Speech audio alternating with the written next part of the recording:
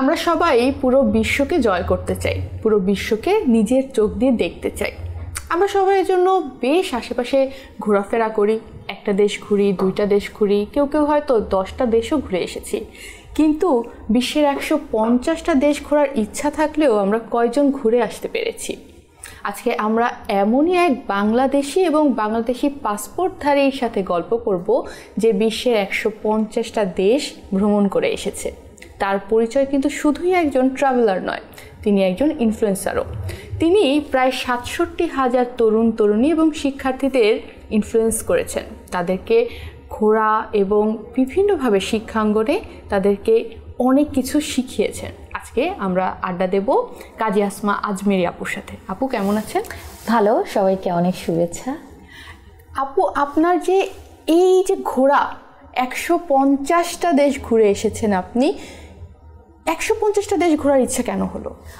Actually 150টা দেশ নয়, আমার ফুল পৃথিবীটাই ঘোরার ইচ্ছা। তো এখন মাত্র 150টি আছে, এখনও 93টি করার ইচ্ছা আছে। ইনশাআল্লাহ পুরি হয়ে যাবে। কিছুটা সময় লাগবে যেহেতু বাংলাদেশি পাসপোর্ট নিয়ে ভ্রমণ করছি। আর এটার ইচ্ছাটা ছিল হচ্ছে ছোটবেলা থেকে আমার মনে হয়েছে একটু বাইরে দেখব। আর তারপরে যখন আমি ইউনিভার্সিটিতে ছিলাম তখন আমার মনে হলো যে আসলে বাইরের দেশের মেয়েরা কিভাবে চলে, কি করে, তাদের জীবনযাত্রা কেমন আর আমাদের জীবনযাত্রাটা কেমন হয়। তো এটা থেকেই আমার বেসিক্যালি বিশ্ব ঘোরাটা বেশি করে মানে ইচ্ছা জাগে। আর ওটার যখন আমি নেপালে ছিলাম আমার মনে হলো এখনই সময়, আর মানে থাকবো না, খুব বদ্ধ করে দেখবো এবার জগৎটাকে কেমন করে ঘুরছে মানুষ যুগান্তরে ঘূর্ণি পাকে। তো সেই ঘোরা স্টার্টটা 2009-এ। তারপরে আচ্ছা, এই যে আপনি বললেন বাংলাদেশি পাসপোর্ট নিয়ে যে এইভাবে দেশ ঘোরাটা বেশ টাফ, আমরা জানি আমাদের কিন্তু পাসপোর্টে একটু টাফ হয়ে যায় বাইরে যাওয়াটা। সেক্ষেত্রে আপনি ঠিক কী কী প্রতিবন্ধকতা আপনি ফেস করেছেন? অ্যাট দ্য সেম টাইম আমি এটা বলবো যে এখন বাংলাদেশে যারা তরুণ তারা কিন্তু অনেক বাইরে যেতে চায়, তারা পড়ালেখার ক্ষেত্রেও যেতে চায়, ঘুরতেও যেতে চায়। তারা কী ধরনের প্রবলেম ফেস করতে পারে, এটা যদি আপনার মতো একজন অভিজ্ঞতা থেকে কিন্তু আমরা সবাই জানতে চাই। আচ্ছা, আমার প্রথমটা আমি যেটা কোশ্চেনটা ছিল যে কিভাবে তারা ঘুরতে পারে, আগে আপনারটা শুনবো আমি। মানে আপনার যে আপনি কি কি প্রবলেম ফেস করেছেন? আচ্ছা, প্রবলেম অ্যাকচুয়ালি বাংলাদেশের পাসপোর্টটায় হচ্ছে 3টা প্রবলেম থাকে, স্পেশালি আমার দিক থেকে, যেহেতু আমি একজন মেয়ে ছিলাম। তো আমার প্রথম প্রবলেম ছিল সামাজিক প্রতিবন্ধকতা, তুমি একটা মেয়ে পারবে না। যেমন আমি নর্থ সাউথেই পড়তাম, আমার বন্ধুর মা বলছে তুমি তো মেয়ে, তুমি কিভাবে ঘুরবে? তো আমি বললাম কেন আন্টি, মেয়েদের টিকিটের দাম কি ছেলেদের থেকে বেশি? অবভিয়াসলি না। তো এটা একটা বিশাল বড় একটা ব্যাপার ছিল। এবং বিশ্বের যত আমার বন্ধুরা আছে যারা আমাদের একটা সেঞ্চুরি ক্লাব আছে, তারপরে নোম্যাড গ্রুপ আছে, তো ওখানে অন্যান্যদের এই প্রবলেমগুলো হয় না যে মেয়ে। তারপরে সেকেন্ড যে প্রবলেমটা থাকে ভিসা। আমি ইচ্ছা করলাম, আমার সময় আছে, আমার হয়তো বা কিছুটা টাকাও আছে, তো আমি ইচ্ছা করলেই ভিসাটা পাবো না। এটা খুব একটা ভিসা জটিলতা। আর এই ভিসা জটিলতার এতই বেশি ছিল যে আমি প্রথমত হচ্ছে আমি ভিয়েতনামে 23 ঘন্টা হচ্ছে ইমিগ্রেশন জেলে ছিলাম যে আমার রিটার্ন টিকিট নাই কেন, আমার হোটেল বুকিং নাই কেন, আমার ইন্টেনশন আছে ওই দেশে থেকে যাব। তো আমি দেখলাম আমার ইউরোপিয়ান বন্ধুরা তো ওরা এমনিই যাচ্ছে, তাহলে আমি কেন পারবো না? তো আমার একটাই অপরাধ ছিল বাংলাদেশি। দেন আমি সেম ইয়ারে 2000-এ আমার যেই প্রবলেমটা আবারও ফেস করতে হয়েছে, আমি মে মাসে হচ্ছে সাইপ্রাসে গিয়েছিলাম 2010-এ। তখন বাংলাদেশি পাসপোর্টে সাইপ্রাস ভিসা ফ্রি থাকে। তো এটা আমার সবসময় খুব খারাপ লাগে যে বলা হয় যে ভিসা ফ্রি কান্ট্রিগুলো, এবং অনেক নিউজে ফলোও করে আসে, কিন্তু তার কতটা সত্যতা। তো আমি ওখানে অ্যাম্বাসিতে যাচাই বাছাই করেই গেলাম। তো ওরা বললো তুমি সব কিছু কাটো, টিকিট কাটো, হোটেল বুকিং করো এবং পর্যাপ্ত টাকা থাকবে, মানে পার ডেতে আমার মিনিমাম $100 আমেরিকান থাকতে হবে। Per day. হ্যাঁ, এটা হচ্ছে অধিকাংশ দেশে যে ভিসা ফ্রি কান্ট্রিগুলো এগুলোর রিকোয়ারমেন্ট থাকে। তো আমার ওটাতে ছিল এবং আমার কাছে টাকাও আছে। আমার কাছে যখন আমি সকালে পৌঁছালাম তখন একজন ইমিগ্রেশন অফিসার বলছে সে যেতে দিয়েছিল আমাকে। তারপরে সে বললো কি বাংলাদেশি পাসপোর্ট, সে তার কলিগকে যখন ডাকলো তার কলিগ বলছে না না না বাংলাদেশি পাসপোর্ট, ওকে যেতে দিলে ও আসবে না, দেখো ওর মনে হয় হাজব্যান্ড আছে ওখানে। তো এটা বলে তারা আমাকে যেতে দিল না। তারপরে উনি আমাকে কিছু অপশান দিল যে তুমি কমিউনিকেট করো, তোমার ব্যাংকের স্টেটমেন্টগুলো দেখাও। তারপর আমি ব্যাংক স্টেটমেন্ট দেখালাম। তারপর আমাকে এটিএমে যে আমাকে দেখাতে হচ্ছে ব্যালেন্স। তো এই ব্যাপারগুলো করার পর সে আমাকে বেশ কিছুটা সাপোর্ট করছিল, কিন্তু আরেকজন ইমিগ্রেশন অফিসার এসে আমাকে বলল না বাংলাদেশ যেতে পারবে না। তো আমি তখন একটা অ্যাপ্লিকেশন লিখেছিলাম যে আমার কাছে সব কিছু আছে, আমার কাছে পর্যাপ্ত টাকা প্লাস ইমিগ্রেশন হোটেল বুকিং এবং রিটার্ন ফ্লাইট সব কিছুই আছে, কিন্তু তারপর আমাকে কেন রাখা হয়েছে এটা কারণ দর্শার একটা দিয়েছি। তো উনি ছিঁড়ে ফেললো, উনি ইংলিশ বলতে পারে না। তারপরে বললো তুমি কেন এখনো পর্যন্ত ইমিগ্রেশন জেলে যাওনি? আমি বলছি আমি তো কোনো ক্রাইম করিনি, তাহলে আমি কেন যাব? আর আমি তো একটু তোমরা আমাকে নিতে পারো না। তো তখন ওরা বললো না হবে না। তারপরে সে দুটো সিকিউরিটি গার্ড ডাকলো, তারা আমাকে ছেঁচায় অনেকটা গলা ধাক্কা দিয়ে ছেঁচায় নিয়ে যে গলা ধাক্কা দিয়ে আমাকে ইমিগ্রেশন জেলে রাখে এবং সেটা হচ্ছে 27 ঘন্টা। এবং সেই 2000 আমার এখনো মনে হচ্ছে 3 মে আমি ওই দিন প্রতিজ্ঞা করি যে বাংলাদেশি পাসপোর্টে আমি বিশ্বটা ভ্রমণ করব এবং বিশ্বকে দেখিয়ে দিব যে বাংলাদেশের পাসপোর্টে বাংলাদেশিরা বিশ্ব ভ্রমণ করতে পারে, আর বাংলাদেশিদের দেখানো যে বাংলাদেশি পাসপোর্টে ইচ্ছা করলে আমরা ভ্রমণ করতে পারি। তো কিন্তু এখানে প্রতিবন্ধকতা অনেক, যেখানে যাও এবং যদি তুমি মেয়ে হয়ে যাও তাহলে তো কিছু মানুষের মানসিকতা থাকে সে যে দেশে থাকুক, সেটা বাংলাদেশ না সেটা ইউরোপ আমেরিকা যেই দেশ হোক, তারা মেয়ে মানে ধরে নেবে যেতে পারবে না। না না এটা কিন্তু বাংলাদেশে মুসলিম কান্ট্রিগুলোতে এইভাবে দেখানো হয়, কিন্তু অন্যান্য কান্ট্রিগুলোতে কিন্তু ছেলে মেয়েকে এতটা ভেদাভেদ করে দেখা হয় না। যদি আমি একটু আফ্রিকার দেশগুলোতে বলি যে আমাদের বাংলাদেশে এক সময় ছিল ডাউরি দিয়ে যৌতুক দিয়ে মেয়েদের বিয়ে দিতে হতো, কিন্তু আফ্রিকান দেশগুলোতে যদি বিয়ে করতে হয় সেখানে ছেলেদেরকে হচ্ছে মেয়েদের বাবা মাকে টাকা দিয়ে গরু এবং ছাগল দিয়ে সেই তাদেরকে বিয়ে করতে হয় সেখানে। তো এখনো শুধু এক একটা দেশে এক একটা জায়গায় এক একটা সোশ্যাল সামাজিক অবস্থান এবং সেইভাবে ডেভেলপ করেছে সেখানকার নিয়ম নীতি এবং ধর্মীয় অনুশাসন এবং সব কিছু নিয়ে সেইভাবে গড়ে উঠেছে। সেক্ষেত্রে আসলে সেখানে বলা যায় না যে মেয়েরা সব জায়গায় অবহেলিত। আচ্ছা, যদি এটা বলি, আপনি যেহেতু 150টা দেশ ঘুরে বেরিয়েছেন, এই যে আপনি বললেন যে আপনার আফ্রিকা ঘুরতে ভালো লেগেছে, কোন দেশটা আপনার সব থেকে বেশি ভালো লেগেছে, বা এমন 5টা দেশের কথা বলেন এবং কেন ভালো লেগেছে সেই 5টা দেশ আপনার কাছে, যে থাকে না মনের মধ্যে লিখে থাকে যে এই 5টা দিন, যেমন আপনি একটু আগে একটা আপনার ইনসিডেন্টের কথা বলেন, এটা কিন্তু আপনি ভুলছেন না। এমন 5টা দেশ এবং 5টা দেশ আপনার কেন ভালো লেগেছে? আচ্ছা, 5টা দেশ আমার সাউথ আমেরিকা আমার খুব পছন্দের। তো সাউথ আমেরিকার ভিতর আমার খুব বলিভিয়া খুব পছন্দের একটা দেশ। আমি কিছুটা কমিউনিস্ট এবং চিন্তা করি সম অধিকারের। তো চে গুয়েভারাকে হচ্ছে বলিভিয়া, তিনি যখন তার লাস্ট 1967 সালে উনি ওখানে ছিলেন, তো ওখানে আমি গিয়েছিলাম যেখানে ওনাকে মারা হয়েছিল এবং ওই জায়গাটায় যেতে আমার প্রায় 22 কিলোমিটার হেঁটে যেতে হয়েছে। তখন ওটা 2014 সালে আমি গিয়েছিলাম, আমার যাওয়ার জন্য কোনো রোড ছিল না। তো এটা আমার কাছে বলিভিয়াটা ভালো লেগেছে। এবং আরেকটা ভেরি ইম্পর্টেন্ট যে 2014 সালে আমি যখন গিয়েছিলাম তখন বলিভিয়ার যে সাধারণ মানুষরা, তাদের যে সরকার তাদেরকে খুব পছন্দ করতো, যদিও আমেরিকা বলিভিয়াকে পছন্দ করে না, তারা কিছুটা কমিউনিস্ট আছে বলে তাদেরকে করে, কিন্তু ওখানকার সাধারণ মানুষদের জন্য লাপাজ যেটা হচ্ছে বিগেস্ট সিটি, যেটা হচ্ছে বলিভিয়ার রাজধানী নয়, কিন্তু লাপাসটা হচ্ছে পাহাড়ে উপর তৈরি হয়েছে এমন একটা। তো পাহাড়ের উপরে যারা থাকে তারা হচ্ছে যারা একটু লো কস্ট ইনকামের লোকজন যারা ওখানে থাকে তাদের জন্য হচ্ছে কেবল কার তৈরি করা হয়েছে, ওই সরকার করে দিয়েছেন। বলিভিয়া কিন্তু সাউথ আমেরিকার ভিতর সবচেয়ে দরিদ্র দেশ। তো ওখানকার সরকার এত যে বাইরে যারা থাকে তাদের 3-4 ঘন্টা লাগবে, সেজন্য তাদেরকে কেবল কার তৈরি করানো হয়েছে যাতে তারা তাড়াতাড়ি দ্রুত চলে আসতে পারে, কারণ মেহনতি মানুষরাই কিন্তু দেশের প্রাণ। এই জিনিসটা, তারপরে ওখানে সোলার দ্য ইউনি যেটা হচ্ছে পৃথিবী বিখ্যাত লবণের হ্রদ বলে, প্রায় 4,500 কিলোমিটার লবণের হ্রদ আছে।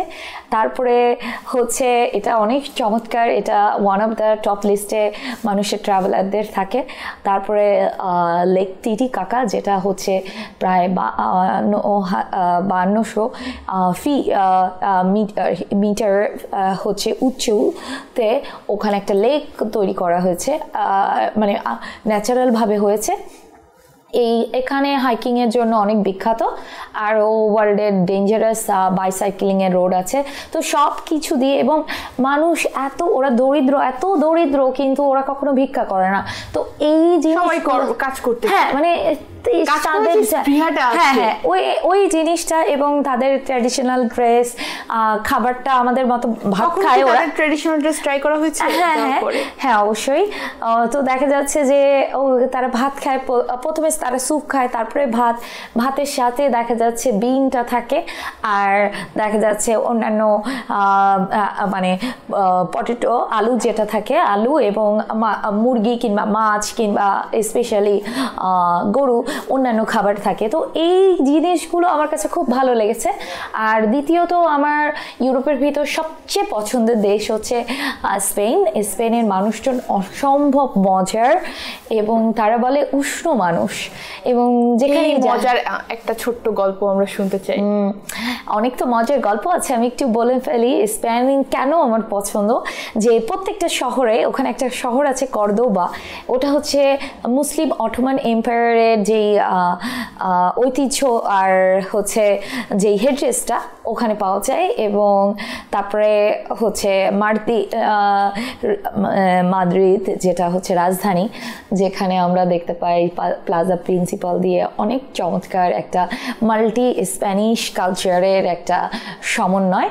এবং ওখানে আমার বেশ কিছু চমৎকার থেকে বেশ কিছু মানে অ্যাক্সিডেন্ট আছে। আমি যখন প্রথমবার মাদ্রিদে যাই 2011 সালে, হচ্ছে ওরা ইংলিশ বলতে পারে না।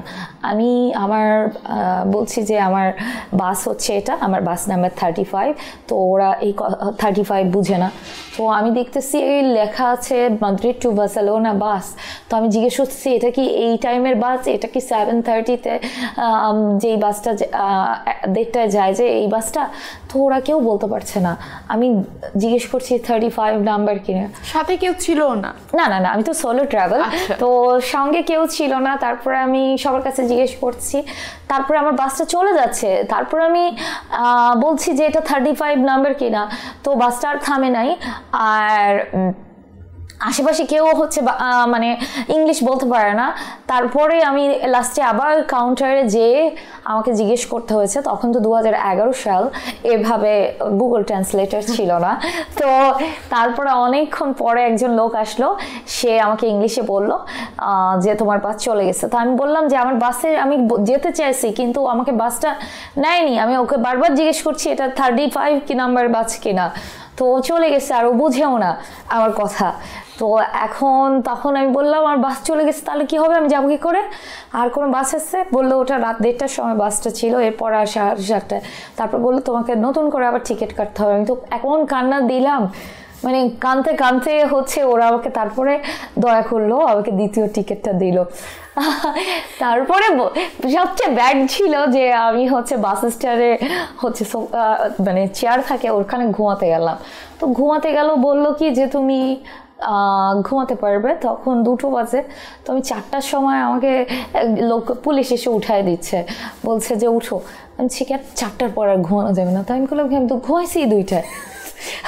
তো তো এটা ছিল মানে এটা থেকে আমরা এটা শিখলাম যে সকালে সকালে মানে তাড়াতাড়ি ঘুম থেকে উঠতে হয়, 4টার পরে ঘুমানো যাবে না, 4টার পর ঘুমানো যাবে না। তো এরকম কিন্তু মানুষ ওরা যে এত মজার, মানে যখন যেমন আমরা যখন বাইরে যাই আমাদের একটা কথা আছে, আমাদের ইন্ডিয়ান, বাংলাদেশ, পাকিস্তানি যখন দেখে না ওরা খুব মজা পায় যে আমাদের একটা গুড ভাইব আছে, আমরা কিন্তু খুব আনন্দ করতে পারি, আমরা না খেলেও চেহারাটা মনে হয় একই টাইপ এবং আমরা খুব ঠিকঠাক, আমরা খুব আনন্দপ্রিয় মানুষ, মানে আমরা বাইরে যে খাই নাই কিন্তু একসাথে বন্ধুরা আড্ডা দিচ্ছি, খুব জমজমাট। তো এই জন্য আমাদেরকে দেখা যাচ্ছে যে বাইরের দেশগুলোতে খুব পছন্দ করে। ঠিক স্প্যানিশটাও এমন।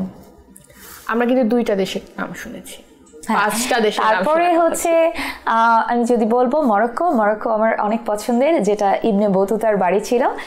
আর মরক্কে হচ্ছে অনেক সুন্দর মারাকেশ আছে, তারপরে ফেইজ আছে, একটা বুল্লু সিটি আছে, এবং আরব রজনী যেই সেই মরুভূমির প্রথম আমার জীবনের যাত্রা।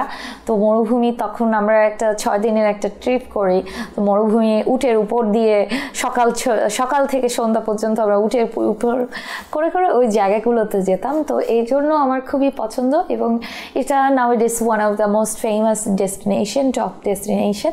আর হচ্ছে ইউরোপের আরেকটি দেশ খুব পছন্দ, সেটা হচ্ছে লুক্সেমবার্গ। মনে হয় একেবারে ছবির মতো পিকচারিয়াস। ওটা খুবই ছোট্ট একটা দেশ, কিন্তু ওখানে অর্থনৈতিকভাবে অনেক সুন্দর, এবং দেখা যাচ্ছে যে ওই দেশটা একটা নদীর পাশ দিয়ে ঘেরে, এবং উপরে পাহাড় রয়েছে, পাহাড়ের উপর নতুন শহর তৈরি করে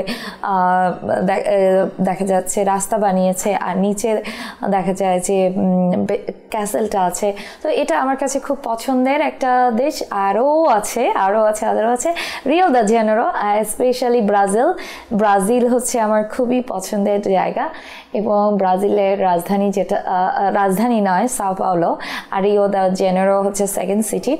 তো এটা আমার খুবই পছন্দের একটা দেশ, এখানে আমার খুব ভালো লেগেছে, এবং এটা তো ওয়ার্ল্ডের ভিতর 5 নম্বর একটা বড় দেশ, এবং আমি ওয়ার্ল্ড কাপের ভিতর গিয়েছিলাম, এবং মানুষের যে ফুটবলের প্রতি যেই অনুপ্রেরণা সেটা সত্যিই দেখার মতো। এবং আমার যাওয়া হয়েছিল হচ্ছে অ্যামাজন জঙ্গলে, যেটা আমি একটা 5 দিনের ট্রিপ করলাম। আমরা হচ্ছে অ্যামাজন রিভার দিয়ে অ্যামাজন জঙ্গলে যেতাম, এবং আমার পায়ে বাঁধা থাকতো আমার লাগেজগুলো, পায়ে বাঁধা থাকতো। হ্যাঁ, আমরা দোলনার উপর ঘুমায় থাকতাম রাতে, এবং মসকিউটো রিফিল দেয়া থাকতো, কারণ ওখানে তো মসকিউটো। এবং আর মানে ওটা একটা এমন ছোট একটা বোট ছিল যেখানে ওই পায়ে হচ্ছে বেঁধে রাখতে হতো, যে যদি রাত্রেবেলা পড়ে যায় কিংবা ব্যাগ পড়ে যায় তখন আমাদের টান লাগবে, আমরা বুঝতে পারবো ঘুমে থেকে উঠে। তো এটা আমার কাছে ব্রাজিল। আর কটা হলো? 5টা হয়ে গেছে। না, এখন আপনি এই কথা বলতে আমার মনে পড়লো, আমি একটু বই পড়া মানুষ, ঠিক আছে? এখন বই পড়তে গেলে আমরা অনেক সময় দেখি না, অনেক গোয়েন্দা উপন্যাসগুলোতে বা বিভিন্ন উপন্যাসে যে এরকম অ্যামাজনে যায়, বিভিন্ন বন জঙ্গলে যায়, অনেক রোমাঞ্চকর ঘটনা ঘটে। আপনার সাথে অ্যামাজনে বা অন্য কোথাও কি কখনো কোনো রোমাঞ্চকর ঘটনা বা কোনো থ্রিলিং গোয়েন্দা গল্প টাইপ কিছু কি ঘটেছে, বা এমন কিছু কি ফেস করেছে? গোয়েন্দা অ্যাডভেঞ্চারাস ঘটেছে, যেমন হচ্ছে এনিওয়ে আমি শিকাগোতে ছিলাম 2015-এ, এবং আমি খুব ভালো গান চালাতে পারি, কিন্তু সবচেয়ে বাজে যেই জিনিসটা হচ্ছে গান চালানোর জন্য একটা নির্দিষ্ট জায়গায়, মানে আমেরিকায় হচ্ছে আপনি গান কিনতে পারবেন সুপার মার্কেট থেকেই। তো ওখানে জাস্ট আইডিটা নিয়ে গেলেই হচ্ছে, তো গান কেনা যায়। তো বাসায় যখন গান থাকে, তো এটা একটা মানে ইন্টারেস্টিং যে আমেরিকার কোনো বাসায় গেলে দেখা যাচ্ছে এই যে আমাদের টেবিল থাকে, যে আমরা টিভি দেখছি, দেখা যাচ্ছে যে ওখানে একটা রিমোট থাকে, একটা গান থাকে, তারপরে হচ্ছে আপনার মানে আর মোবাইলটা থাকে। এই 3টা জিনিস খুব একসাথে থাকে। হ্যাঁ, মানে স্পেশালি ইলিনয়, মানে শিকাগো যেই শহরটা, এটা বেশ ডেঞ্জারাস সিটি। তো এখানে তো এটা আমার কাছে, তো আমি যখন বাসায় থাকতাম তো তখন আমার কাছে গান থাকতো, তো এটা একটা বেশ অ্যাডভেঞ্চারাস, এবং বাসায় 22টা গান ছিল, একটা না 22টা গান ছিল। এবং এটা একদম সরকারিভাবে কোনো সমস্যা ছিল না? না, এটা যে কেউ কিনতে পারতো, but as a foreign foreigner কেনা যাবে না, বাট আমেরিকান যারা তারা কিনতে পারবেন। তো এটা একটা বেশ অ্যাডভেঞ্চারাস, এবং আমরা হচ্ছে বিভিন্ন বাইরে যেতাম যে হচ্ছে শিকার করার জন্য। তো ওখানে নীলগাই টাইপের একটা বড় হরিণ আছে শহরের বাইরে, তো ওটা আমরা শিকার করতে যেতাম। শিকার বলতে মনে পড়লো, আমি যতটুকু জানি ট্রাভেলাররা অনেক খাদ্যপ্রসিক হয়। এবং মানে যে কোনো জায়গায় যাওয়ার পরে প্রথম মাথায় আসে যেটা, সেটা হলো যে এখানে মেন কোন খাবারগুলো পাওয়া যাবে, এখানে বিখ্যাত ডিশ কোনটা, সেগুলো আমার ট্রাই করতে হবে। এটা ট্রাভেলারদের মধ্যে ফুড ব্লগিং বা খাবারের প্রতি এক এক দেশের খুব একটা ইন্টারেস্ট থাকে। আপনার এরকম কোন কোন জায়গার খাবার ভালো লেগেছে, বা কোন এরকম কয়েকটা খাবারের কথা? আচ্ছা, খাবারের জন্য আমার মনে হয়েছে পৃথিবীর একটা দেশ সেটা হচ্ছে বিখ্যাত, সেটা হচ্ছে তাইওয়ান। তাইওয়ানে তাইজান নামে একটা শহর আছে, যেখানে হচ্ছে প্রায় 500টি মানে 5000-এর মতো ফুড কোর্ট আছে, যে বিভিন্ন ধরনের খাবার দিয়ে, এবং সেখানে আমরা বিভিন্ন ধরনের খাবার ট্রাই করেছি। যেমন গিটগিটি আছে, তো তাইওয়ানিজরা কিংবা চাইনিজরা দেখা যাচ্ছে যে গিটগিটিটা যেটা একটা লেজার আছে, আপনিও ট্রাই করেছেন? হ্যাঁ, আমরা ট্রাই করেছি। আমি Didn't you feel awkward or something? It's adventures. এই তারপরে যেটা তেলাপোকা, তারপরে হচ্ছে ক্রিকেট আরেকটা আছে, ক্রিকেটের বাংলা কি আমি ফড়িং মনে হয় বলে, ফড়িং এর মতো একটা খাবার আছে যেটা আমরা হচ্ছে থাইল্যান্ডে গেলেই সবাই খায়। তো এটা মনে হয়, এবং আমার বাসায় হচ্ছে শুয়োপোকা আছে, যেটা হচ্ছে আমি খেয়েছি। আপনার বাসায় মানে হ্যাঁ, না আমার বাংলাদেশের বাসায় হচ্ছে আমি ওখানে খেয়েছি। আমি বসওয়ানায়, ওটা একটা পোকা টাইপের, যেটা হচ্ছে শুয়োপোকার মতো বড় বড় দেখতে, তো ওটা সিদ্ধ করে খায়। তো আমি ওটা খেয়েছি, আমার খুব ভালো লেগেছে। তো আমাদের একটা বাংলাদেশি ভাইয়া ছিলেন, তার ওয়াইফ হচ্ছেন বসওয়ানান, তো উনি আমাকে নিয়ে গিয়েছিলেন খাওয়া। তো তারপরে আবার আমি ওটা দেখলাম যে বাইরে বাজার পাওয়া যায়, তো আমি বললাম আমি বাংলাদেশের জন্য নিয়ে যাব, যে এটা খাবো, আমি বাংলাদেশে বানাই খাবো, যে কেমন লাগে। এখানে সাথে যেমন এখানের স্টাইলে যেমন বাংলাদেশে বানায়, তো এখনো আমার বন্ধুরা আসেনি আমার বাসায়, সেজন্য খাওয়াতে পারিনি। এটা বলতে আমার একদম মাথা আসলো, আপু এটা আপনার কাছে অ্যাডভেঞ্চারাস ছিল, এমন কোনো খাবার কি খেয়েছেন যেটা আপনার কাছে নিজের কাছেই অকওয়ার্ড লেগেছে? আমি হচ্ছে খাই না, চিকেন খাই না। তো অনেক সময় যখন আমাকে স্পেশালি আমি যখন কারো বাসায় গেস্ট হই, তখন হোস্টরা অনেক সময় দেয়, এবং তখন আমার কাছে খুবই অকওয়ার্ড লাগে, কারণ আমি চিকেন খাই না। এটা আমার কাছে খুবই খুবই খুবই মানে বলাও যায় না যে তারা এত সুন্দর করে রান্না করছিল। যেমন আমি যখন এটা নিউ ক্যালেডোনিয়াতে গিয়েছিলাম, ইন্ডিপা নামে একটা আইল্যান্ডে বেড়াতে গিয়েছিলাম, তখন ওখানকার স্থানীয় এক ভদ্রলোক আমাকে নিয়ে গিয়েছে, তারপর ওনাদের বাসায় দিয়েছে। তো ওরা হচ্ছে চিকেন বারবিকিউ করেছে। তো আমাদের বাংলাদেশে কিংবা ইন্ডিয়ার মতো না, ওদের তো শুধু বারবিকিউ করে, জাস্ট একটু তেল দেয় আর ইয়াটা দেয়। তো এখন আমাকে দিয়েছে আমার কাছে, তো আমি চিকেন খাই না। এখন ওরা এত আন্তরিকতার সাথে দিয়েছে, এবং ওরা মানে ওদের যা আছে খাবারটা সেটাই আমাকে ওরা শেয়ার করছে ওদের সাথে, তো না বলা যায় না। তো এটা আমার কাছে মাঝে মাঝেই আমি বেশ একটু বিব্রতকর অবস্থায় পড়ি বাংলাদেশেও, যে আমি তো চিকেন খাই না। আর স্পেশালি আমি যদি ফার্মের চিকেন দেখি, তাহলে তো মানে 1 মাসের ভিতর আর চিকেনের আশেপাশে কাছে যাই না। ফার্মের চিকেন নিয়ে অনেকেরই অনেক সমস্যা আছে। আচ্ছা, একটা বড় প্রশ্ন বা বড় কৌতূহল, সেটা হলো 150টা দেশ আপনি ঘুরেছেন। এখানে শুধু ইচ্ছা শক্তি থাকলেই কিন্তু হবে না, ফিনান্সিয়ালি কিন্তু একটা স্টেবিলিটি থাকা প্রয়োজন। আপনার source of money for this travelling কি? এটা মনে হয় বাংলায় বললে ভালো হতো, কারণ মেয়েরা টাকা পাই কই, এটা একটা খুব কমন কোয়েশ্চেন। এটা বলতে বলতে তো মনে হয় তারপরে এখন মাঝে মাঝে মনে হয় মিস্টিরিয়াস রাখলেই বেশি কমেন্টস হয়। তো যাই হোক, প্রথমে যখন আমি টাকা কোথা থেকে আসে? হ্যাঁ, প্রথমে যখন আমি হচ্ছে ভ্রমণ করতে শুরু করি তখন তো আমার বাসা থেকে দেয় না, কোনো টাকাই দেয় না। আমার বাবা বলেন যে না, এটা আমার মাথায় ভূত চেপেছে, টাকা না দিলে করবো না। তো আমার আম্মু হচ্ছে সবসময় আমাকে সহায়তা করে। তো আমার যে গহনা ছিল সেটা আমি আমার হ্যাঁ হ্যাঁ আমার নিচের যে গহনাটা, তখন আমার মনে আছে 3,80,000 টাকায় আমি ওটা বিক্রি করি। তো তারপরে আমি 3 লাখ টাকা ব্যাংকে রেখে দেই, যেহেতু বাংলাদেশি পাসপোর্টে হচ্ছে ভিসা তে দেখা যাচ্ছে একটা ব্যাংক স্টেটমেন্ট লাগে। তো আর 80,000 টাকা দিয়ে আমি তারপরে সেকেন্ড ট্রিপটা যেটা আমার ছিল হচ্ছে সিঙ্গাপুর এবং মালয়েশিয়া, তখন আমি যাই। তো এটা দিয়ে আমার স্টার্টটা হয়। তারপরে যেই জিনিসটা আমার জীবনে আমাকে এই ট্রাভেলগুলো করার জন্য বেশ কিছু স্যাক্রিফাইস করতে হয়েছে। যেমন আমি হচ্ছে লাস্টলি আমি অস্ট্রেলিয়ান কোম্পানিতে চাকরি করতাম। তো আমি একটা মাইনিং কোম্পানিতে চাকরি করতাম। আমি যেই স্যালারি পেতাম, তো আমার অন্যান্য ফ্রেন্ডরা গুচি কিংবা এলভির হচ্ছে ব্যাগ কিনতেই পারে, অ্যাফোর্ড করতে পারে, যেহেতু স্যালারিটা বেশ হ্যান্ডসাম, একটা হেলদি স্যালারি। কিন্তু আমি ওটা না কিনে আমি সবসময় এই টাকাটা জমাতাম। এর আগে আমি নিউজিল্যান্ড রেড ক্রসে চাকরি করতাম বহুদিন, আর তার আগে আমি রিয়েল এস্টেট ফার্মে চাকরি করতাম, এবং বাংলাদেশে আমার একটা ভিসা প্রসেসিং এবং ট্রাভেল এজেন্সিও আছে, যেটা মাঝে মাঝে আমি কাজ করি, যেসবগুলো আননোন ডেস্টিনেশন এবং B2B অন্যান্য গ্রুপের সাথে কাজ করি। তো এখান থেকে আর বর্তমানে হচ্ছে তো একটু বলা যায় যে যখন 2009 সালে এলাম তখন অনেক ইয়াং ছিলাম, তখন টাকার যে ইয়াটা ছিল, তখন হোস্টেলে থাকতাম।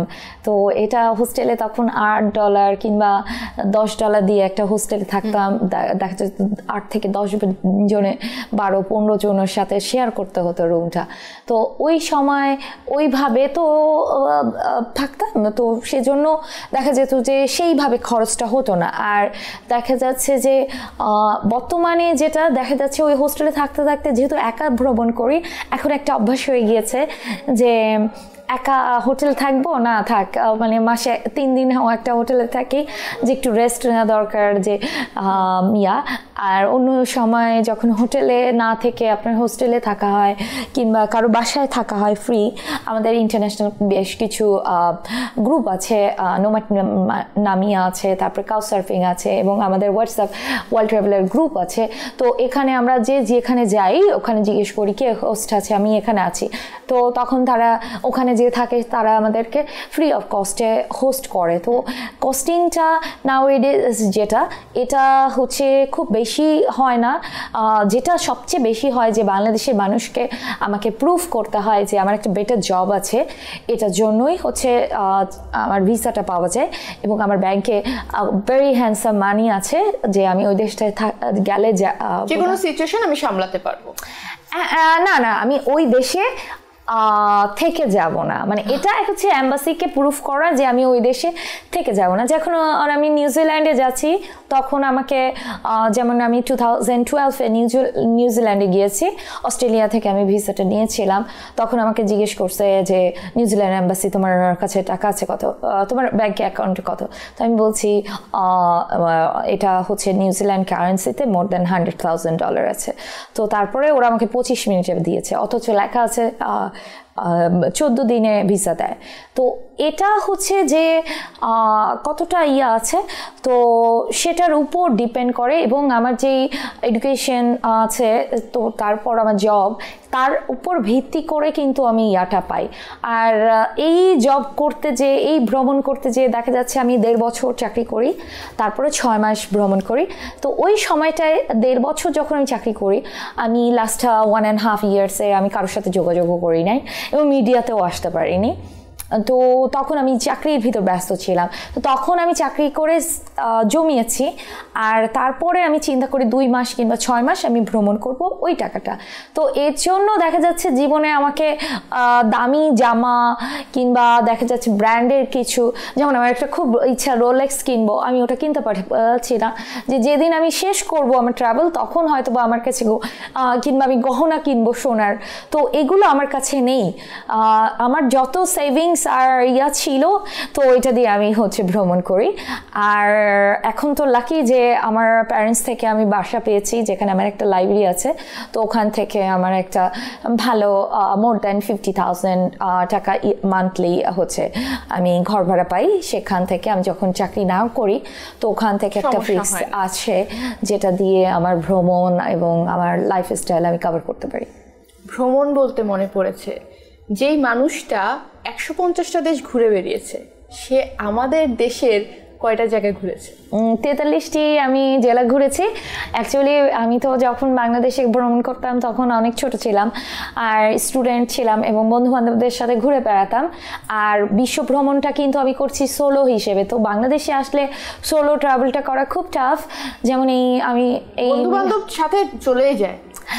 এখন যখন দেশ বাইরে থেকে বন্ধুরা আসে, এই যে গত মাসেই হচ্ছে আমার ফ্রান্স থেকে একজন হোসাম ও আসলো, তখন ওকে নিয়ে আমি সুন্দরবন ঘুরতে গেলাম এবং খুব ভালো লেগেছে যে সুন্দরবনের গভীরে একটা রিসোর্টগুলো আছে, ওখানে থাকতে পারছি। এখনকার রিসোর্টগুলো কিন্তু অনেক সুন্দর হয়েছে। হ্যাঁ, ওটা খুব বেশি গভীরে না, একটু মানে বাইরের দিকে। গভীরটা মানে অপোজিট সাইডটা গভীর আর গ্রামে যেহেতু, তারপরও ওটা যে একটা ম্যানগ্রোথের ভিতর থাকা, ম্যানগ্রোথ ওয়ার্ল্ড হেরিটেজ ওয়ার্ল্ড দেখা যাচ্ছে এটা একটা ওয়ার্ল্ড ন্যাচারাল ওয়ান্ডার্সের ভিতর থাকা। এবং দেখা যাচ্ছে ভোরবেলা আমি যখন 5:30 থেকে ঘুম থেকে উঠেছি, আমি হরিণ দেখছি রাস্তার ওই পারে পানি খেতে আসছে, তারপরে গুইসাপ দেখা যাচ্ছে, তো এটা ভালোই লাগে। বাঘ কি দেখা হয়েছে সুন্দরবনে? আমি চিনি না কেউ দেখছে কিনা বাঘ। আপনার দেখা হয়নি? তবে বাংলাদেশি রয়্যাল বেঙ্গল টাইগারে দেখি নাই, কারণ নিজেকে কি নিজে দেখা যায়? আচ্ছা, যে মানুষটা এতগুলো দেশ ঘুরেছে তাকে এটা বলাই যায়। আচ্ছা, বিদেশের 5টা জায়গার নাম তো আমি জিজ্ঞেস করেছি যে আপনার ভালো লেগেছে কিনা। দেশের এমন একটা জায়গা বলেন নিজের বাসা ছাড়া, কোন জায়গাটা আপনি যে কোনো সময় যেতে চান? আমার নিজের বাসাটা আমি খুব অপছন্দ করি, কারণ ওখানে যাওয়া মানে সমস্ত কাজ করা। তো সকাল থেকে উঠে কাজ করতে হয় আর সবাই জিজ্ঞেস করে কি করতে হবে। তো নিজের বাসা ছাড়া আমার বাংলাদেশে খুব পছন্দের জায়গা হচ্ছে বান্দরবন। বান্দরবনে আমার যখনই যাই আমার খুব ভালো লাগে। এবং তার মানে আপনার পাহাড় পছন্দ? সমুদ্রটা তো সুইমিং করা যায় না, সমুদ্রটা অবশ্যই খুব পছন্দের, কিন্তু বাংলাদেশে তো আমরা মেয়েরা সেইভাবে স্বাচ্ছন্দ্যে সুইমিংটা করতে পারি না, তো সেজন্য আমার পাহাড়টা পছন্দ। এবং আদিবাসীর যে কালচারটা, তারা যে খাবারটা খায় ওটা বেশ ভালোই লাগে। এবং ওখানে দেখা যাচ্ছে প্রকৃতির সাথে মিলেমিশা, তারপরে একটা আদিবাসী, দুটো মিলে আমার কাছে খুব ভালো লাগে ওটা বাংলাদেশের। আর আরেকটা যেটা টি গার্ডেন, যেটা দেখা যাচ্ছে পৃথিবীতে তো খুব কম টি গার্ডেন আছে, তো বাংলাদেশের শ্রীমঙ্গলে গেলেও আমার খুব ভালো লাগে সেই জায়গাটা। আচ্ছা, এখন আমি এমন একটা প্রশ্ন করব যেটা আপনার আমার জন্য না, আমাদের তরুণ প্রজন্মদের জন্য। সব থেকে কম টাকায় এমন 2-3টা দেশ বলেন, কম টাকায় তরুণরা কোথায় ঘুরতে যেতে পারে, তাদেরকে আপনি কি অ্যাডভাইস করবেন? আচ্ছা, কম টাকায় যদি আমরা বলা যায় যে ভারত, মায়ানমার বাদে, ভারত নেপাল ছাড়া, আমি বলবো যে কম টাকায় হচ্ছে ঘোরা যায় হচ্ছে ইন্ডিয়া। তো ইন্ডিয়া, নেপাল কিংবা ভুটানটাকে অ্যাকচুয়ালি আমরা যখন একজন ডিপ্লোম্যাটিক হিসেবে আমি যদি চিন্তা করি, একজন ভিসা অফিসার হিসেবে চিন্তা করি, এই দেশগুলোকে আমরা ধরা হয় না, যেহেতু এই দেশগুলো বাংলাদেশের সাথে আছে। সেখানে কিন্তু একজন ট্রাভেলার হিসেবে ওই দেশগুলোতে গেলে ওই ট্রাভেলার হিসেবে ধরা হয় না। তো আমি বলবো যে কম টাকায় যদি আপনি ঘুরতে চান, সেটা হচ্ছে থাইল্যান্ডটা খুবই ভালো। এবং ওখানে ঘোরার মতো অনেক কিছু আছে, যেমন থাইল্যান্ডে ব্যাংককে যেমন অনেক বড় বড় হচ্ছে বিল্ডিংগুলো আছে, যেটা আমরা বাংলাদেশে যারা থাকি তারা দেখতে পাই না। তো আর তারপরে নীল সমুদ্র আছে, তারপরে হচ্ছে ওটা বুদ্ধিস্ট ধর্মের যেই ওয়ার্ল্ড হেরিটেজগুলো আছে, এটা থাইল্যান্ডে আছে। তো এটা দেখার জন্য অনেক সুন্দর, স্পেশালি পিপি আইল্যান্ডটা অসম্ভব চমৎকার। কেমন হতে পারে?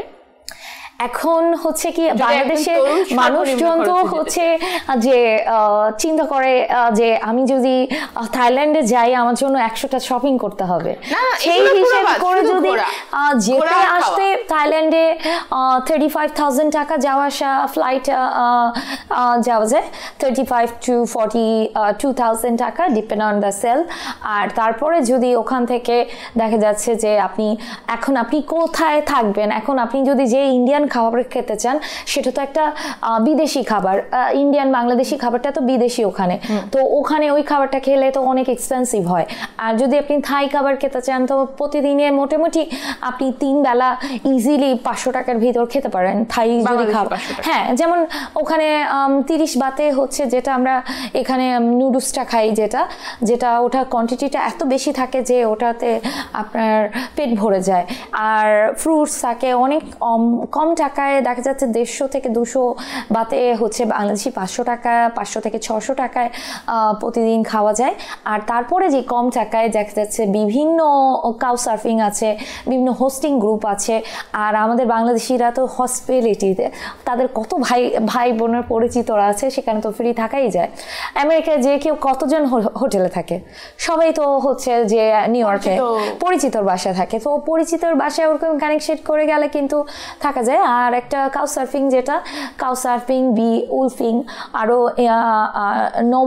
নোম্যাড, তারপরে বিভিন্ন গ্রুপ আছে যারা হচ্ছে আপনাকে ফ্রি হচ্ছে তাদের বাসার কাউজ মানে সোফায় ফ্রি থাকতে দিবে, এবং শুধুমাত্র শর্ত হচ্ছে আপনি ট্রাভেলার হতে হবে এবং আপনার সাথে ফ্রি কোথাও থাকতে হলে ট্রাভেলার হয়ে যান। হ্যাঁ, তো এটা বাংলাদেশেও আছে এবং বাইরেও আছে, অনেক দেশে আছে। আমরা তো এভাবেই ঘুরি, তাহলে তাতে দেখা যাচ্ছে আমাদের প্লেন ভাড়াটাই শুধু লাগে, আর খাচ্ছি যেটা সেটা থাকে। তো ট্রাভেল করার জন্য কিন্তু সবচেয়ে ইম্পর্টেন্ট এবং এক্সপেন্সিভ সেটা হচ্ছে থাকাটা যদি কোনোভাবে একটু ফ্রি কিংবা কোনো জায়গায় থাকা যায়, যেমন আমি ফুল সাউথ কোরিয়ায় ছিলাম হচ্ছে জিজি বার, যেটা সাউনা প্লেস, ওখানে হচ্ছে একবার ঢুকতে হচ্ছে 500 টাকা লাগে, রাত 8টা বাংলাদেশে 500 টাকা হ্যাঁ লাগতো। তখনকার দিনে আরো কম ছিল, 500 থাকতো, আর রাত 8টার পর গেলে 1200 টাকা লাগতো। তো ওখানে আমি যে থাকতাম, মানে একবার ঢুকে যেতাম, ঢুকে তারপরে আমি সারা জায়গায় ঘুরে টুরে, ওখানে হচ্ছে থাকার ব্যবস্থা ছিল হচ্ছে ক্যাবিনেটের মতো, ওখানে ফ্রি থাকা যায়, বাট একবার ঢুকলে আর বেরোনো যাবে না। পরের দিন একেবারে সকালে শাওয়ার টাওয়ার এবং হট শাওয়ার ছিল, সাউনা ছিল, ওগুলো সব কিছু ওগুলো ইনক্লুডিং থাকে। তো তার ভিতর থেকেছি। তো থাকাটা মানে কিভাবে, অনেক সময় দেখা যাচ্ছে যে মানে এমনও দিন গিয়েছে যখন আমি স্টুডেন্ট ছিলাম যে আমি হচ্ছে আপনার এয়ারপোর্টে ঘুমিয়েছি। এয়ারপোর্টের ওই যে চাদরগুলো দেয় না প্লেনে, ওগুলো দুটো সবসময় সঙ্গে থাকতো, একটা হচ্ছে নিচে দিতাম আর একটা উপরে দিয়ে ঘুমিয়ে যেতাম। তারপরে ওই পরের দিন ওই সকালটা ওই শহরটা ঘুরে টুরে আবার পরের দিন আরেকটা বাস নিয়ে আরেকটা শহরে চলে যেতাম। তো এইভাবে আমার হচ্ছে কখনো শপিং করিনি। আমার বন্ধুরা তো সবসময় খুব বিরক্ত যে আমি ওদের কোনো দিন কিছু কিনে দিই নাই। আচ্ছা, আমরা রিসেন্টলি আপনার ফেসবুক ওয়ালে একটা পোস্ট দেখলাম, আপনার একজন পাকিস্তানি বন্ধু এসেছে, তাকে আপনি বলেছিলেন যে বাংলাদেশে আসলে এমন একটা দেশ হিসেবে বেছে নিবা তখন, মানে যেটা স্পেশাল বা ইউনিক। আপনার সামনে 160তম দেশ যখন ঘুরবেন, 160তম দেশ হিসেবে আপনি কোন দেশটাকে বেছে নিতে চান? অ্যাকচুয়ালি কি আমার পাকিস্তানি বন্ধুটা পাকিস্তানি হলেও কিন্তু মানে ও জন্ম পাকিস্তান না ও বাংলাদেশে মানে পাকিস্তানে ও জন্মগ্রহণ করেছে, কিন্তু ওর ইউকে পাসপোর্ট। তো ও 100টি দেশ পর্যন্ত পাকিস্তানি পাসপোর্টে ঠেলে গিয়েছে। এরপর আর ও চিন্তা করলো এটা আর সম্ভব না, তো ওর ইউকে পাসপোর্টটা হয়ে গিয়েছে। তো যখন ও বাংলাদেশে ও মানে 5 দিন আগে আমাকে বললো যে আমি বাংলাদেশে আসছি, টিকিট কেটেছে, তো ও আসতে পারছে। যেহেতু আমার বাংলাদেশি পাসপোর্ট, এখন বাংলাদেশি পাসপোর্টটা হচ্ছে 8তম দুর্বল পাসপোর্ট, এবং কোথায় যে আমি যে ঠেকবো এটা আমি খুব কনফিউজ আছি। যে আমি যেমন আর্জেন্টিনায় যেতে চাচ্ছিলাম, তো আর্জেন্টিনায় বললো যে বাংলাদেশিদেরকে নেক্সট মান্থের মানে ডিসেম্বরের 15-এর আগে আমি ভিসা পাবো না, মানে ওখানে যে ইন্টারভিউ হবে সাবমিশনই করতে পারছি না। তো এই জন্য আমি এখন বলতে পারছি না, তবে এমন একটি দেশ রাখবো যে দেশটা হচ্ছে সবার খুব প্রিয় থাকবে। এখনো কোনো চিন্তা ভাবনা করা হয়নি? এখনো করতে পারছি না, কারণ 59 জায়গায় এসে আমি চিন্তা করি। আর যেমন আমার 150টা দেশ আমি চিন্তা করে প্ল্যান করেছিলাম, যে এবারের ট্রিপটা ছিল আমার 7 মাসের 7টা দেশের।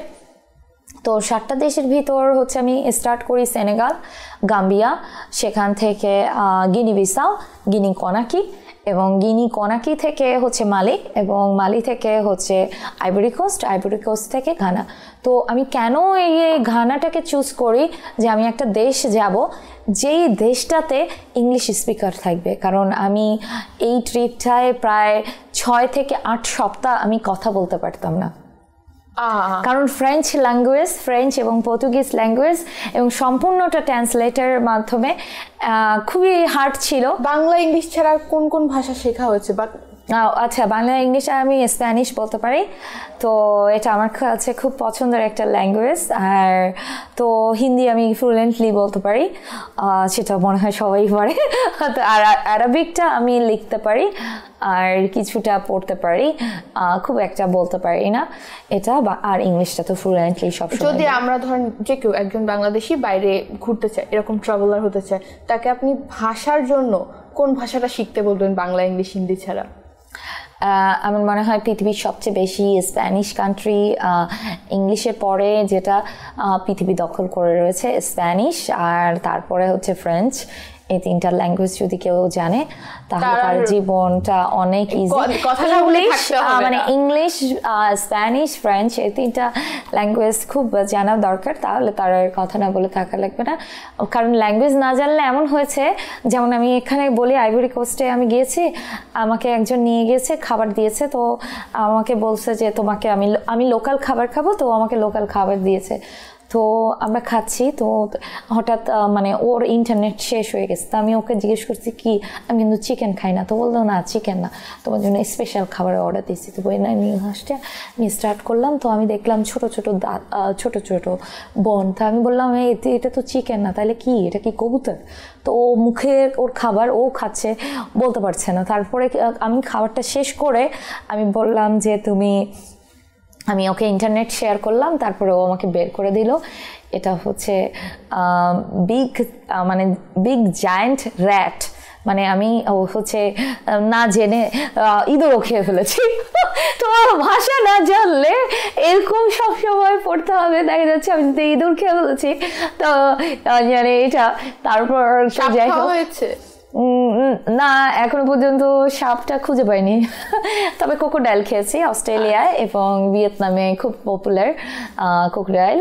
আর অন্যান্য খাবারের ভিতর হাতিও খেয়েছি, তো মানে মোটামুটি। আর ভাল্লুক খেয়েছি, আর কি অনেক কিছু খেয়েছি যা বলে শেষ করা যাবে না। দেখা যাচ্ছে অদ্ভুত খাবারের ইনফ্লুয়েন্সার হিসেবে আছেন, আপনি আমাকে বলেছেন। আপনি তরুণদের কিভাবে এখানে ইনফ্লুয়েন্স করছেন? আচ্ছা, আমার থিমটা হচ্ছে travelling is a fun way to learn. তো এই থিম নিয়ে আমি পৃথিবীর আমার 192 দেশটা হওয়ার পর থেকে আমি যখন বিভিন্ন দেশে যাই, তখন ওখানকার স্কুল, কলেজ, ইউনিভার্সিটি এবং ইনস্টিটিউটগুলোতে যে ট্রাভেলিংয়ের মাধ্যমে যে তারা ফান ওয়েতে লার্ন করতে পারবে সেটা বলি। আর ফার্স্টে আমি কোন ব্যাকগ্রাউন্ড থেকে আসছি সেটা তাদেরকে বলি, যে আমি একটা বাংলাদেশি একটা মেয়ে, আমার দুর্বলতম পাসপোর্ট নিয়ে যদি আমি আসতে পারি সেটা। তো তাদেরকে আমি স্বপ্নবাজ তৈরি করার জন্য চেষ্টা করি, যে আসলে কি আমি যদি কাউকে টাকা দেই, টাকাটা হারায় যাবে, সে হয়তো বা খরচ করে ফেলবে, কিন্তু কাউকে যদি সুন্দর স্বপ্ন দেওয়া হয়, স্পেশালি টিনেজার ছেলেমেয়েরা যারা 12-13, যারা উঠতি বয়সী হচ্ছে, তাদেরকে যদি স্বপ্নটা দিই এবং তাদের ফিউচার প্ল্যানকে যদি করার মতো একটা চিন্তা থাকে, সেটা তারা অনেক ভালো করবে বলে আমি মনে করি। আর আমার এখন পর্যন্ত 67,000-এর উপর, এবং ইনশাল্লাহ টার্গেট আছে 1 লক্ষ ছেলেমেয়েদেরকে করব। এবং আমার যে লাইব্রেরিটা আছে খুলনায়, ইন্সপায়ারিং ইয়ুথ ওয়ার্ল্ড ওয়াইজ, সেটা আমি হচ্ছে ফান ওয়েতে কীভাবে লার্ন করা যায় সেটাকে আমি প্রায়োরিটি দেই, যাতে আমাদের বাচ্চারা যাতে না মনে করে লেখাপড়াটা তাদের কাছে হচ্ছে খুব জোর জবস্তির একটা মানে খুব কষ্ট দেওয়ার একটা খাটনির জিনিস, কিন্তু তারা যদি মজার মাধ্যমে সেটা শিখতে পারে তাহলে সবচেয়ে বেসিকলি তারা দ্রুত শিখতে পারবে এবং জানতে পারবে। আর যখন আমি পৃথিবী ঘুরি প্রত্যেকটা দেশে বাংলাদেশ এবং সেই দেশের সাথে ফ্রেন্ডশিপ করার জন্য আমি অন্তত একটি করে গাছ লাগাই, যেটা আমার সবুজ এবং পরিষ্কার পৃথিবীতে যাতে ক্লাইমেট চেঞ্জে সাহায্য করবে আমার অ্যাজ এ রেসপন্সিবল ট্রাভেলার হিসেবে আমি এটা মনে করি। আর সেই দেশে আমি যে গিয়েছিলাম সেটা আমার স্মরণ রাখবে। ধন্যবাদ আপু আমাদের সাথে থাকার জন্য, আমাদের সাথে আপনার মূল্যবান এই অভিজ্ঞতাগুলো শেয়ার করার জন্য, যেটা থেকে আমাদের দর্শকরা অনেক কিছু জানবে। কিন্তু আজকে আমাদের ঘড়ি কাঁটা টিকটিক করছে, আমাদের এই মুহূর্তে বিদায় নিতে হবে। আমরা সব শেষে যেটা বললাম যে গাছ লাগান, পরিবেশ বাঁচান, কারণ ক্লাইমেট চেঞ্জ শুধু বাংলাদেশের ওপর প্রভাব ফেলছে না, পুরো বিশ্বের ওপরই মারাত্মক প্রভাব ফেলছে। সকলে চেষ্টা করুন মাসে বা বছরে একটা করে গাছ লাগাতে। সকলে আমাদের সাথে থাকুন এবং বাংলাদেশ প্রতিদিনের সঙ্গে থাকুন। ধন্যবাদ।